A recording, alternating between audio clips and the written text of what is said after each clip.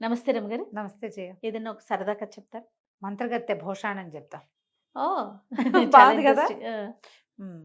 ఓ వ్యాపారస్తుడికి 4 కొడుకులట. పెద్దవాళ్ళు 3 నార్మల్ కిడ్సే. ఆఖరి వాడు కొంచెం అమాయకుడు. వాడి పేరు వెంకటప్ప. అయితే వాడు అమాయకంగా ఉండేసరికి వాడిని వెంగళప్ప అనేవాళ్ళు. వెరి వెంగళప్ప అంటాం కదా, అంటంగా. అట్లా. సరే, ఆయనకి పాపం ఆఖరి పిల్లవాడి మీదే ధ్యాసగా ఉండి బాగా ముద్దుగా జాగ్రత్తగా చూసుకునేవాడు. వాడు ఇంట బయట పనులు అవి చేసేవాడు, కానీ తెలివిగల పని కాదు వాడిది. హ్మ్. అమాయక ప్రాణి వాడు, వెర్రివాడు. కొంతకాలాన్ని మెల్లిగా పెద్దవాళ్ళు అయ్యారు. పెద్ద కొడుకులు 3కి పెళ్ళిళ్ళు చేశాడు ఆయన. మామగారు పంచప్రాణాలు చిన్న పిల్లాడి మీదే ఉండటం, వాడేమో వెర్రి విధవగా ఉండటం, పై 3 కోడలకి భలే మంటగా ఉండేది. మా ఆయన ఎంత పని చేశాడో, మా ఆయన్ని బాగా చూడ్డు, చిన్నవాడిని బాగా చూస్తున్నాడని 3కి అనిపించేది. ఓకే.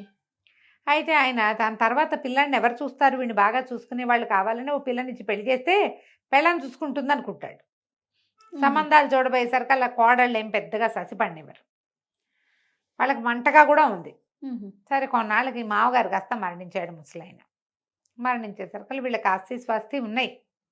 అన్నయ్యలు 3 వ్యాపారాలు, అవి వ్యాపారము, వాళ్ళ వ్యవసాయము అన్నీ వాళ్ళు చూసుకునేవాళ్ళు. వీడు ఇంట్లో ఉండి ఇంట్లో పనులు చేసి పెట్టేవాడు.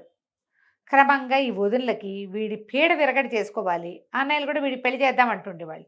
వీడ వెరితో పాటు వీడికి వచ్చే పెళ్ళాన్ని కూడా ఎవడు చూస్తాడు? మనమే కదా చూడాలి ఆ అమ్మాయిని కూడా. ఇప్పుడు చూపు తెలివిగలదనుకో, ఏదో ఇంట్లో పనులు చేస్తుంది, వంట చేస్తుంది. కానీ వీళ్ళ ఖర్చు, వాడేం వ్యాపారం చేయలేడు, వ్యవసాయం చేయలేడు, ఊరికే పని చేస్తాడు. వీళ్ళు ఎలాగైనా వీడి పీడ విరగడి చేసుకోవాలని పుట్టింది వాళ్ళకి. అన్నయ్యలు కూడా శ్రద్ధగా చూసుకునేవారు వీడిని. వాళ్ళు ఎన్ని రకాల పనులు చెప్పేవాళ్ళు, వాడికి తిండి సరిగ్గా పెట్టేవాళ్ళు కాదు. వాడు చక్కగా చెయ్యెత్తు మనిషి, దెబ్బ పండర్లే, చూడ్డానికి బాగుండేవాడు. తండ్రి మంచిగా పోషించాడు కదా. వాడు ఏదో కాయా కసరు కోసుకుని తినేవాడు, వదినలేదో అన్నం పెట్టేవాళ్ళు, ఏదో చేసేవాళ్ళు. క్రమంగా ఒకనాడు పెళ్లి సంబంధాలకు ఎవరో పెళ్ళిళ్ళ పేరయ్య వచ్చి మాట్లాడేసరికి వీళ్ళకి ఒళ్ళు మండిపోయింది. ఏమైనా సరే వీడిని ఇంట్లో నుంచి తోలేయాలి ఎలాగోలాగా. వాడు ఏ మాట చెప్తే ఆ మాట వింటాడు. అమాయకుడు కదా, వీడిని పీడ విరగడి చేసుకోవాలనుకుని సరే ఇవాళ చూద్దాం అనుకున్నారు. అన్నయ్యలు 3 వ్యవసాయంలో ఏదో బిజీగా ఉండి ఎక్కడో వెళ్ళిపోయారు. ఎవరు లేరు ఇంట్లో. వీళ్ళు కుర్రాడే ఉన్నారు. ఈ అబ్బాయి ఏం చేశాడు, బయట దొడ్లో ఉన్న చెట్లు బోల్డ్ ఉన్నాయి, కూరపాదులు అవి చాలా పెట్టారు. వీడే పెడతాడు అవన్నీ, కూరలు కోసుకురావటం, కూరలు తరిగివ్వటం, ఆ పనులన్నీ వాడివే. పాదులన్నింటికి నీళ్లు తోడిపోసాడు బావిలోంచి. పని కదా అది. అక్కడి నుంచి 3-4 తొట్టెలు గోళాలు నింపాడు. సాయంత్రం దాకా వాడకానికి కావాలిగా. ఆ వదినలు అసలు బావిలో చేదేయటం మానేశారు కుర్రాడు పనిలోకి వచ్చాక. ఏమీ చేయరు. సరే, అన్ని పనులు చేశాక లోపలికి వచ్చాడు. అబ్బా ఆయాసపడుతూ వచ్చి, వదినలు అన్నం పెట్టండి, వాళ్ళ కంది పచ్చడి సొరకాయ పులుసు చేయాలి నా కోసం అన్నాడు. అనేసరికల్లా వదిలి 3 కూడబలుకుని 3 చేపలు పరుచు పడుకున్నారు. పడుకునేసరికి వీడు తెల్లబోయాడు. ఏమైంది, ఒంటో బాగుండలేదా? వాడికి ఏంటంటే వాళ్ళ అమ్మలాగానే వదినలని. ఆ 3 దగ్గరికి వెళ్ళాడు. పెద్ద వదిన చెప్పింది, అయ్యి బాబోయ్ నాకు ఎంత ఇదిగా ఉందో, చెప్పలేనంత తలనొప్పి నాకు.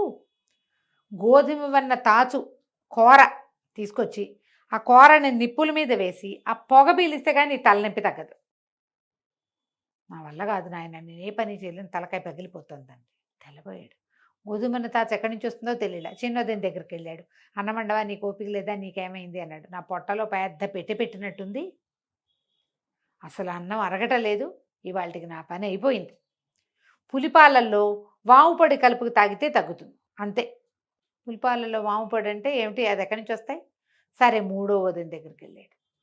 3వ వదిన దగ్గరికి వెళ్తే, కళ్ళు లాగేస్తున్నాయి నాకు, నా వల్ల కాదు, మరి కళ్ళల్లో ఏదైనా పెట్టుకోవాలి. ఏం పెట్టుకోవాలి? బ్రహ్మరాక్షసి కొమ్ము అరగదీసి ఆ గంధం కాటికలా పెట్టుకుంటే కానీ ఈ కళ్ళ బాధ తీరదు నాకు. ఈ 3 వస్తే కానీ మేమేమీ చేయలేం, నీకు వంట వండలేము, నీళ్ళు పోయలేమన్నారు. అయ్యో, వీడు వెలవెల్లాడిపోయాడు. అయ్యో బాబోయ్, ఇంత చక్కగా పని చేసుకునే వదినలు ఎంత వంట చేస్తారో, ఎంత రుచిగా చేస్తారో. వీడికి నచ్చేవన్నీ వాళ్ళు వండుతూనే ఉంటారు ఎప్పుడు. వీడి కోసం కాదు, మామూలుగా వండుతారు.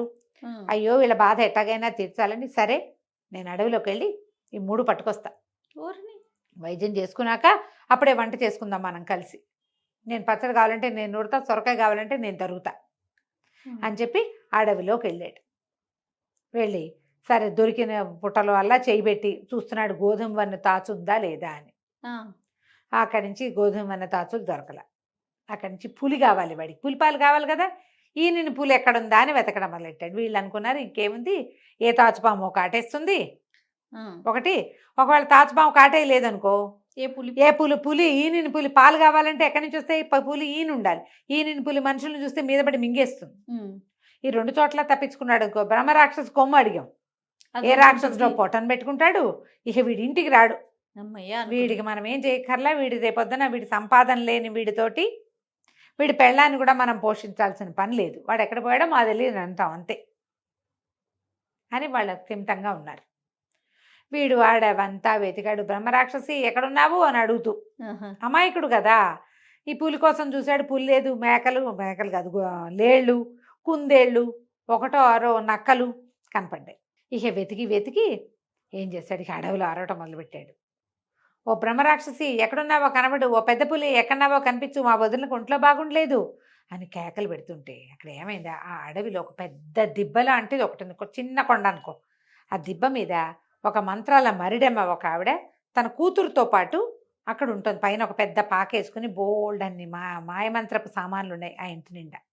ఆ పాకలో పడుకుంది.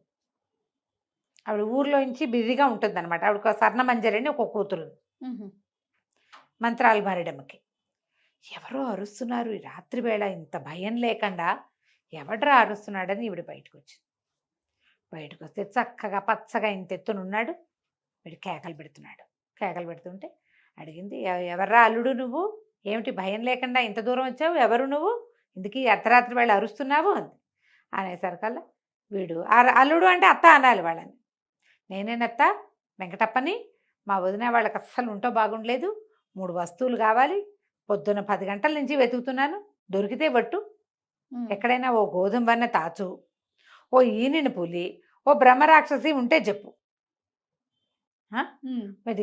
వాటితో ఏం చేస్తావురా పిచ్చి వెధవా నువ్వు అని.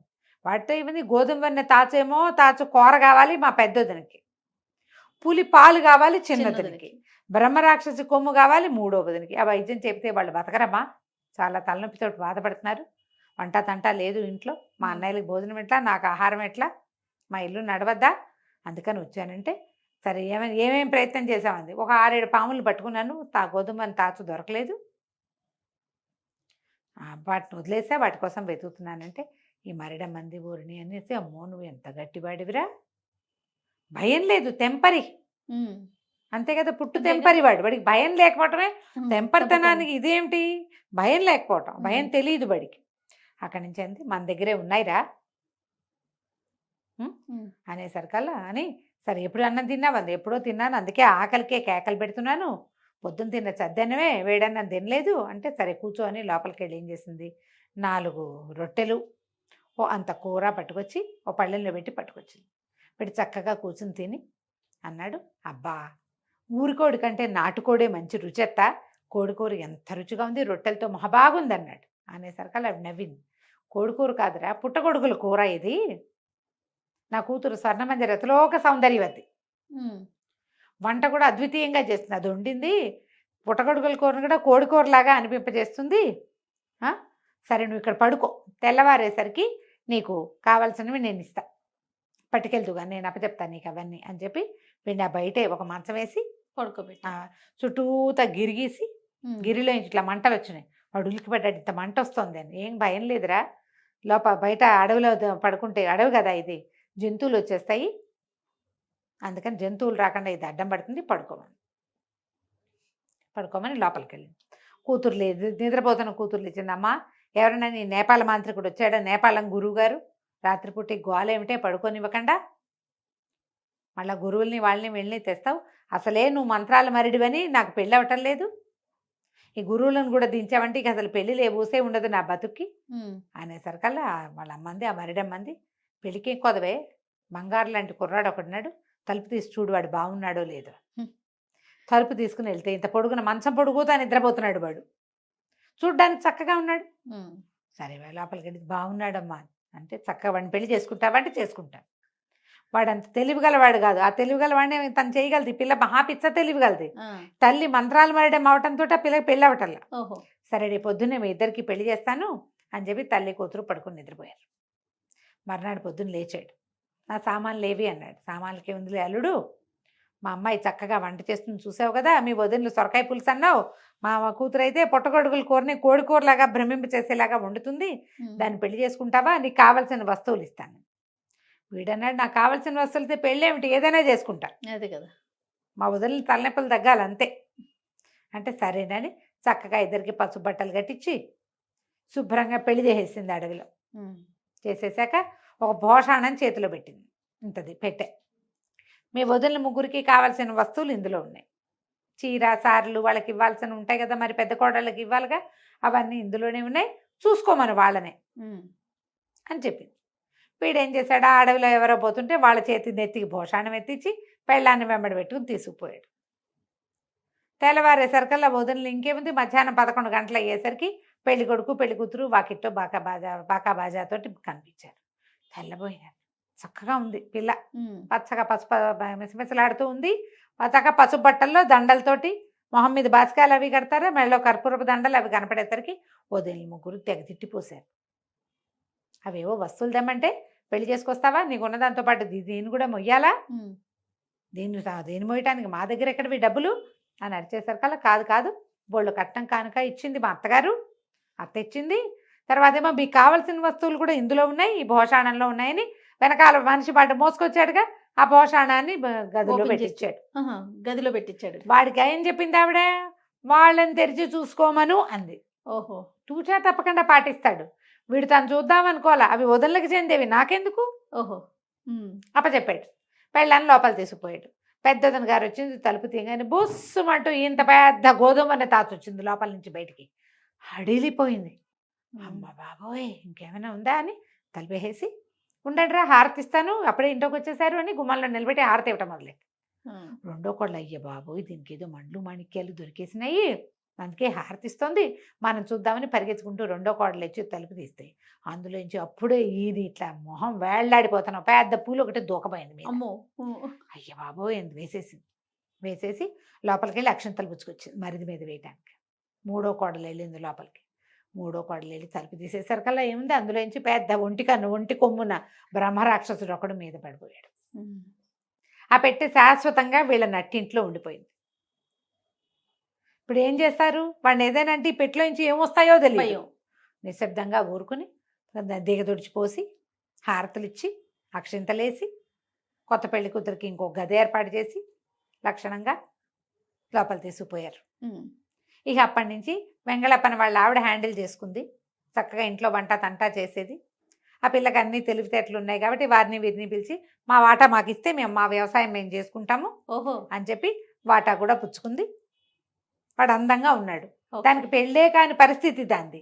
వాళ్ళ అమ్మ మంత్రాలు మరిడి అవుతుంది, వీడికి మరిడికి మామూలు వాళ్ళకి తేడా తెలియదు. అది వాళ్ళ ఇంటి పుట్టింటికి వెళ్ళే ప్రసక్తి లేదు, ఎప్పుడైనా వాళ్ళ అమ్మాయి వస్తుంది, హాయిగా ఉన్నాడు.